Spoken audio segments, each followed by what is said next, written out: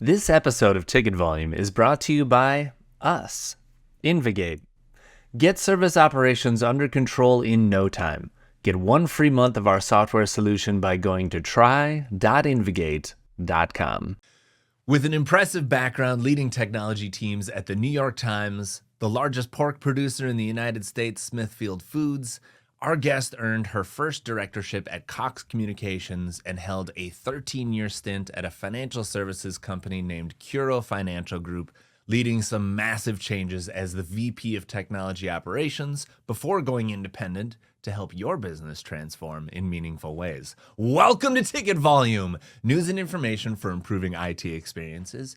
I am your lucky host, Matt Beran, and on each episode, I get to chat with geeks and nerds from all over the world to share their insights on service management, technology, business, and this episode is going to get even nerdier. And hey, do you want to continue the conversation after this episode? If you've got questions or comments or tips, or you want to be on an episode, put a comment down below on YouTube or on Spotify. You can add comments now. There's also probably some survey questions that you can answer there if you'd like to dig in deeper or engage with other experts in the industry. For now, though, I hope that you're having a great day and a great week. I hope you'll share our podcast with someone, get involved, and get us improving. But for now, let's begin. Welcome to Ticket Volume, Linda Lenox. Good morning. How are you? I'm very good. I love a morning recording because I've got more energy. It makes it a lot easier. The coffee is still fresh, right? Well, yes, exactly. And my brain is still fresh. That's always a positive. Yeah, exactly. And speaking of fresh brains, I think this is why I invited you on. You've been doing some great content right now, Linda. The stuff that you've been putting on LinkedIn has been fantastic. And one really stood out to me. It made me reach out to you specifically because it was clear that you understand this very, very important yet boring detail about service management, and it was about SLAs. Yes. I was delighted to see that post. And I think the thing that really stood out to me is that you called out specifically that service desk analysts shouldn't fear SLAs. And I just wanted to break that down a little bit. Mm-hmm. When someone comes to you and says, "Hey, the business says, hey, we need SLAs," where do you begin? How do you get started, Linda? So them coming to me would be the right place to start, but all too often things like SLAs are negotiated. Well, not even negotiated. They are mandated from a level that doesn't even know what currently is, what our current state is. So the right place to start talking about SLAs is with somebody who's deeply embedded in the metrics and the things that we're measuring today. Because to me, you need to start where you are, right? Where are we today? And then what the SLA should be capturing is where do we need to be? If indeed we need to be somewhere else. So your SLA could be merely documenting where you are today if you're doing a phenomenal job, or if there's a gap, then you need to identify what that gap truly is. And then you've got a plan for how you're going to get there. So, which is where the whole fear of SLAs comes from, in my opinion. You have these mandated set of numbers that you need to hit. And those numbers are used as a stick with your service desk agents, as opposed to not even a carrot, but their target, their goal, and their reachable goal. So when I put SLAs in place, I wouldn't even, especially when it was something that I had taken over recently, I wouldn't even have that discussion until I had a good firm feel on where we are today. And you have to use a broad range of metrics to support those SLAs. You cannot just come up with this set of numbers and tell your service desk agents, this is what you need to do. Because what ends up happening is they focus on those numbers, and then other important things like quality, for example, and customer experience, those go out of the window. So if we talk about, say, things like we want to have um, every call answered within 3 rings. Yeah. Right? That's the SLA I am going to hand over to the service desk. Hmm. Well, if that's used as a stick, then what happens? I see a calling queue, so I'm going to bail on the person that I'm helping. So perhaps my first call resolution goes down Yeah. because I have now got people focusing on this arbitrary number. And Yeah. so, to me, there's a lot of science and art that needs to go into it, and I don't think that happens a lot of the time. Yeah. Yeah. I think, and so that three is a perfect example of why the three, like Mhm, that's kind of like that's where my brain goes immediately. Why does it have to be 3 rings? Could four work? Could mhm, five work? mhm. Could, is one better? And why is it better? And I think that's kind of like that's the interesting part about SLAs to me is like, what are your expectations? Why are your expectations that way? Mhm. What is the business need that we are trying to fill? And and if you can't articulate that clearly, and not in fluffy terms, if you can't articulate clearly why you need certain levels of services, then the question is really where is this coming from, and why are we Yeah. doing this to people? And going back to the 3 rings, that I drew from that because that was a real conversation that I had sometime in my past, and I said, absolutely, because I like to say yes. I said, absolutely, I can do that for you. But is this something the business wants to pay for? I can staff the service desk so that the calls are answered in 3 rings. Does that make good business sense? Yeah. That's a good one. That's a great one because that's really what it comes down to. You'll have to have agents sitting there, right? Like Mhm. waiting to answer the phone. You'll have more waste or more Right. less agent utilization time. Hmm. And the processes will change, right? Because you'll have to have this downtime work for them to work on while they're not on the phones. Correct.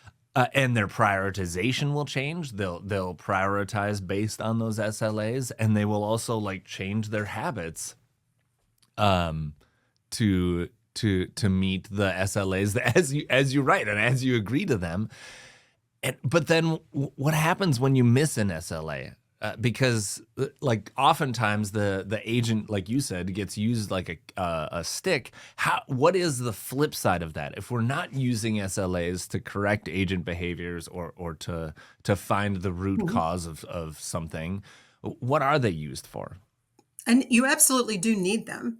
And the other aspect of it is you need to have like a nice broad multi-lensed approach to it, not just at the overarching team level, which is what we tend to do, but at the individual level. So the scorecards that I like to use for service desk agents are far more broad than the metrics that we report on a monthly basis, which then roll up to those SLAs. So when you're measuring your individual analysts, you want to take an approach of what does their quality look like? What are the mundane measurements, like things like call time and call Yeah. answer time, and those sort of things.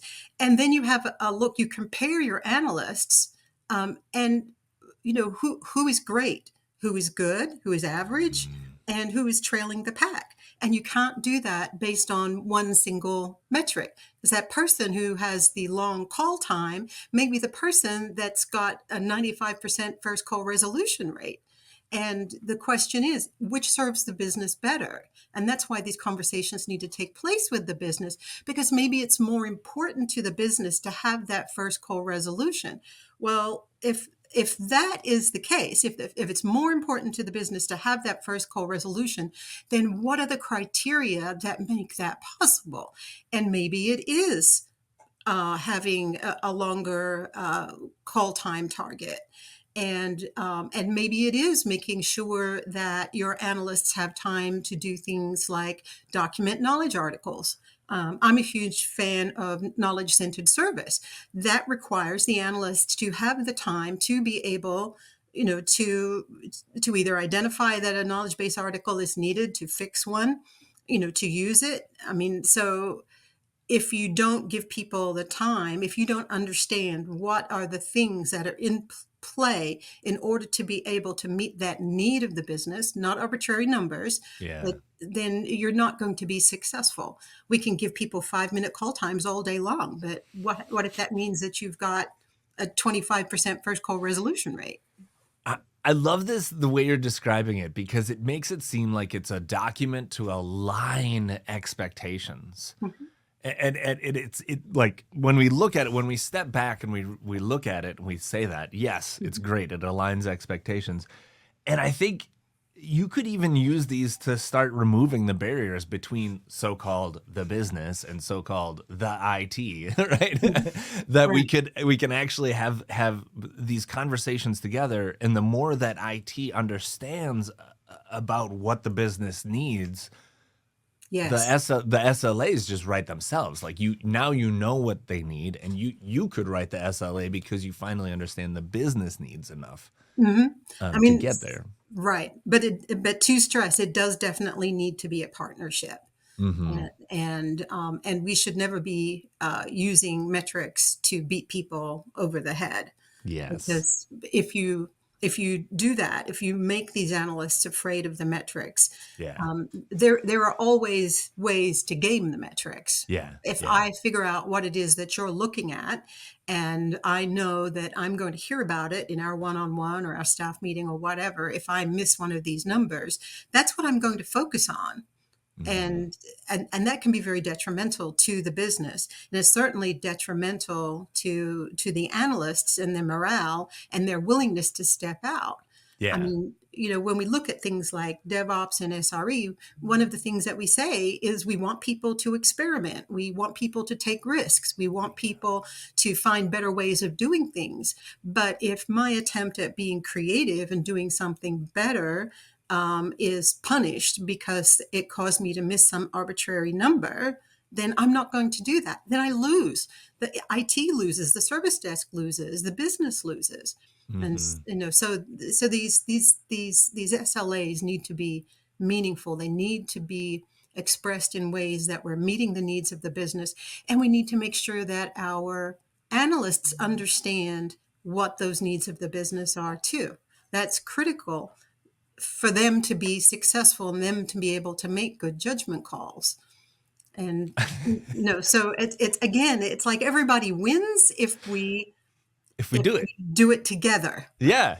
If we do it, and I think right away in my brain, I was thinking, how many agents have read the SLAs? No, Like, I would bet you almost none. do we give people time to read the SLA? Like, how many times does your infrastructure team have time to read the SLAs and like review them? It's such a, and I really like the way that you're pointing out, like you can't these sort of numbers are useful measurements to Mhm. understand the details of day-to-day life, especially when they're combined together.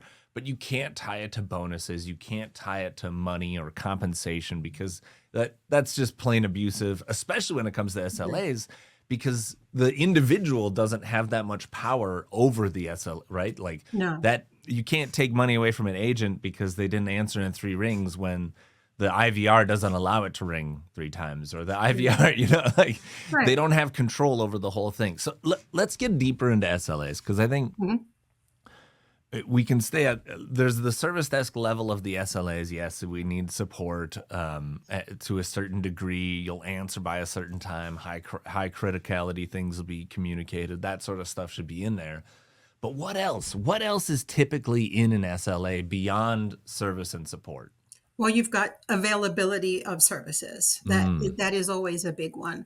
And that always gets really interesting too, because sometimes we again go for these arbitrary numbers like 5.9, for example, hmm. right? I mean that was that was everywhere for a while there. 5.9. We had 5.9. My company's 5.9. We've got to deliver 5.9. Well, great. And I mean, but it was almost like a buzzword rather than Yeah. something meaningful. So, what is the cost difference between, say, 2.9s and 5.9s? Yeah. And would that difference make any kind of meaningful difference to the business? especially given what is the cost of being 2 9s versus 5 9s.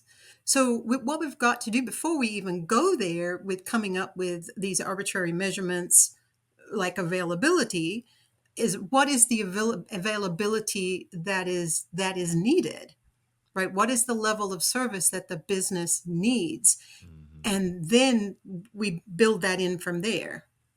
And I think that's something that often goes by the wayside. Another one that I would see as having been problematic in my experience is when we have these maintenance periods.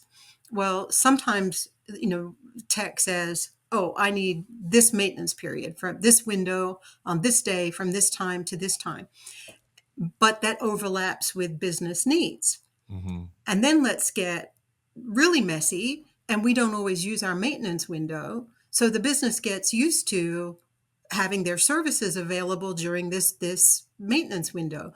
And then one day we actually need the maintenance window, or a change takes longer than we anticipated. We didn't communicate to the business. And all of a sudden, this negotiated SLA maintenance window causes business chaos because nobody was expecting it. Yeah. So it's, so your SLAs have got to take into consideration impact to the business and communication. One of the responsibilities that I took over in my last role was change management, and this was a conversation that went back and forth where I would try to make sure that the voice of the customer was heard, during the cab meetings. And then the pushback I would get would be, well, that's our maintenance window. And then my pushback would be, but we don't typically use that maintenance window. And these branches in this time zone will be open. So we need to communicate this. I'm not saying that we cannot do this. I'm not saying no. I'm saying we need to make sure we're setting that expectation with the business. And these are things that need to be part of SLAs too. And this falls on tech very strongly. Yeah, I love that. I love that. And you can really learn a lot after running a service, like what should be in the SLA, right? Like it's Mhm. anytime the business gets upset about something, or anytime IT or a vendor says they can't do something within a specified timeline or within an expectation, even that stuff should get reviewed and put in there. I guess that's kind of like I guess that's kind of the last part that I have around SLAs is what are what should the consequences be? Is there a consequence in the so-called agreement that, if we miss these things, we're gonna pay for it, or we're going to, review the service or something like that? What do you usually see in there for teeth? So it depends. I tend to see teeth more in service level agreements when they're with third parties. Mm, So when a third party fails to say, say it's a managed service provider of some kind, and they fail to respond to and rectify something within the agreed upon time frame or treat it with the appropriate priority, yeah. and it costs the company money, then there should be a consequence because we had an agreement, and your failure to do what you agreed to do is costing us money. And so then that is on that service provider to handle their internal business appropriately, figure out what went wrong, but the business should not suffer a financial impact. Now, internal SLAs, which are those that I have much more impact on influencing, um, those, if we miss SLAs, we need to be looking into the why. The same way a service provider would look into a why internally, we need to look into the why. And that's not to make excuses, but that is to understand the why so that you can take corrective action. And that corrective action can't just, be wielding those numbers like a stick. Is it workload has increased and we have failed to increase staffing level. Well, why have we failed to increase staffing level? Well, we had an approved FTE count, and that the budget is the budget, but we're not going to to shift that side of the triangle. It's this level of service, this number of people, but we've increased the workload. Now what? And Yeah. so we have to have these non blame game conversations if we're unable to meet SLAs. Another example is sometimes something will be automated that changes the landscape. And I've got a great example of this. So we automated a very easy task so that it could be self-service, which lowered the number of calls that were coming into the service desk. Sounds like a great thing, right? Yeah. It's the goal. Right. But guess what? It impacted, and this is why you cannot look at these numbers independently. Because we wiped out these easy calls, we lowered the number of first call resolutions that the Big team time. was able to produce. Yeah. So it's like, so let's ask the question, would it be fair? Would it be right? Would it make sense to then beat some people over the head with failing to meet the SLA because you automated things that are first call resolution worthy? And there were enough of them, totally makes sense to automate it, but there were enough of them that it caused a metric to drop. Hmm. And so this is why, I'm like very vocal about making sure that we don't look at these measurements as individual points that stand on their own. They all connect, and we have to ask the whys. Yes. I love this, Linda. That's such a failed SLAs or missed SLAs. They're an opportunity to Yes. fix something like a Hmm. systemic issue or an investment issue or just Hmm. like a process design. Hmm. That is such a good point that this could trigger continual service improvement. And Yes. I think you're right. Those are the best teeth because Hmm. that's really what you're trying to do is you're trying to save face and to to improve the service so you don't have these problems. It's when you actually pick this apart, it makes a lot of sense. But the writing of the SLA is so boring and people don't want to do it. But then you see, like, you get to this point and it's like, oh, thank goodness we have this thing in place because now we know that Hmm. we've reached a threshold where we need to review this stuff again. Yep. And we should never use them as an excuse not to do things. Yeah. I did have a CIO that was concerned about SLAs. He said, well, I've seen them as an excuse for the service, excuse me, for the service desk and for IT not to do things, to say no.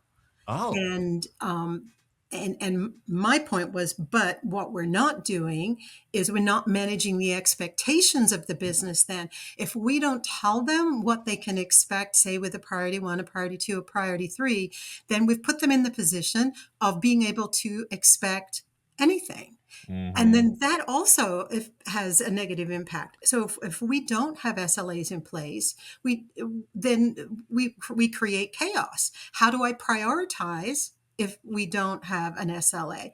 How can I coach people on the level of service to provide if we don't have SLAs? And again, that again points to it being mutually negotiated and constantly revisited. Is another point that I want to make too, because at the level I was functioning at, I wasn't down in the weeds in the latter part of my career with the team. But when I was, I had dashboards and metrics that I looked at on an ongoing basis, so that when I had one-on-ones with an analyst, which I used to do weekly, I was able to see things and take corrective action before we got to SLA reporting time at the end of the month. Mm. So, so there are opportunities there to catch a problematic process, something that has started happening either within your team or something new that's coming down the pipe, and we haven't recognized it as a trend that needs some problem management applied to it. I mean, so you don't wait until the end of the month when you look at your SLAs and go, well, we'll need to go look into that and see why that happened. By the time we get to that SLA reporting time, we should Yeah. already know what happened and we should already have taken some action. And if it's a staffing issue, for example, it's like we missed these SLAs. Here's the actions that we took to try to mitigate the situation because we saw it happening. And oh, by the way, I already have a request in for another FTE or another tool or whatever that might look like. You already come to that SLA discussion with a solution. And, you and I had a conversation a few days ago when we were talking about another example, which was the onboarding Yeah. SLA. So, that was something, a process that wasn't going well for a company that, that the company I was working for had recently acquired. And the net result was that it was only something like 3% of new hires had all of their stuff on day one. And Mhm. by addressing that process, we were able to bring it up to 95%. But part of that was keeping eyes on it. Again, in the spirit of not waiting to the end of the month and find out you Mhm. missed it again. Um, I had personally had my ITSM administrator write a trigger in our ITSM solution so that 24 hours before a new hire started, I got a text if that ticket was open. And nobody wanted to get a call from me if that ticket was open. Because the thing is, they had all of the tools they needed. They had dashboards. We had put monitoring in place. We had everything in place for the leaders of the team and for the folks who were doing the work to know there's a new hire on board and that ticket hasn't been, there's still actions open on that ticket. That ticket hasn't been resolved. And to take that corrective action before that person started. Now, that may result in us going back and looking at our processes because a process shouldn't be a scramble, but it avoided negatively impacting that new hire, which was the goal. So sometimes we have almost like temporary SLAs that we put in place in order to manage a process. It may not be a part of the official overarching SLA, but it can be an internal SLA to make sure that we are meeting the needs of the business. Oh, so that's why we spend all this money on all this fancy technology. That's Right? why we have all of our beautiful dashboards and funny tools and automations. But you're right. The SL in your case, that is just such a great example of leveraging that technology and automation to Mhm. then avoid missing that contract. It really is like, hey, at 75% of this SLA, escalate. And Mhm. in your case, you're saying, hey, escalate straight to me. I'm the VP of Technology Operations. Let's go. That's how important this is. Yeah. Um, but in the real world, not many VPs want to get a text message, and so you should be doing that for yourself, for your own teams. Make it so that when their own tasks reach 75%, that it's going to the top of their queue, that they're getting an alert or a Mhm. prioritization. That's where you're right. You said it at the beginning and at the end. You need to be in the weeds and you need to be out of the weeds. You need that broad perspective of Yes. what's going on to write these really well and keep Yes. those stakeholders Mhm. happy. So Must Linda, understand the needs of the business. yes, exactly. It's all about understanding and agreeing to that understanding because Mhm. that's communication two Mhm. ways. Um, Absolutely. and Linda, in your introduction, I introduced you and said, "Hey, you're starting this independent Mhm. gig. Tell us, what is your independent consulting? What makes you different from the other independent consultants out there?" Well, I hope some of this conversation kind of already underlined that, so it is having that passion for the business, and that passion for what IT can do for the business.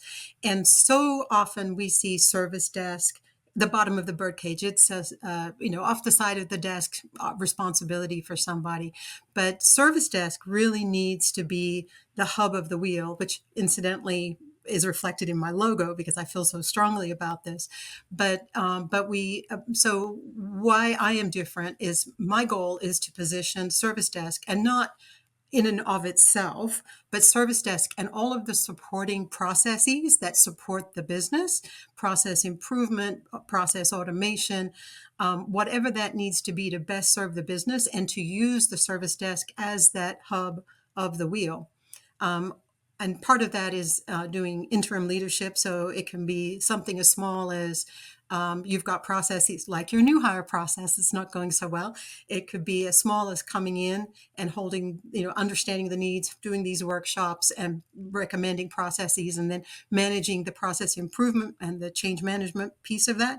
Or it could be as large as coming in and completely rebuilding somebody's service desk and positioning it so that it is a critical piece of the success of the business and the success of IT. So to bridge that disconnect that we so often see. I love that. The untapped power of the service desk as an engine. I think you're right. We forget that it is the center. I often think about how it really impacts the culture of collaboration in an organization too. Like how you answer the phone and how you help your colleagues is how they're going to help each other Right. afterwards too. And having respect for the service desk within IT, because oftentimes the business will have respect for a service desk. They may not be able to resolve your issue, but they treated you well. Yeah. But having that respect for service desk professionals within IT is absolutely critical, because I mean, we could have a whole nother session on some of the things that I have seen, some of the disrespect that I have seen towards these hardworking professionals. And maybe, they're not the having the deep understanding of very specific technologies, but they have this broad understanding, and with these processes and with this respect that they have from their colleagues, and they are colleagues regardless of what position title that you hold, it can make a tremendous difference to being able to serve the business, because what I'm telling you is being respected and is being addressed. So not just the service desk again. That's right. We are all protagonists. We are all part of this team together. Linda, thank you so much for taking some time to be on Ticket Volume. Thanks for being here. Oh, you're very, very welcome. It has been an absolute pleasure. The pleasure is mine. And for our audience, did you know that you can change and improve this podcast by DMing me, leaving a comment, or maybe text me? That would be another way to turn up the ticket volume. And speaking of ticket volume, did you know that this podcast is brought to you by Invigate? Invigate is an asset-forward service management vendor who designs great software at a fair price. In fact, IT teams from Toyota, NASA, and McDonald's use Invigate to manage requests, automate workflows, and centralize inventory data so that they can focus on delivering better service, because good service is good business.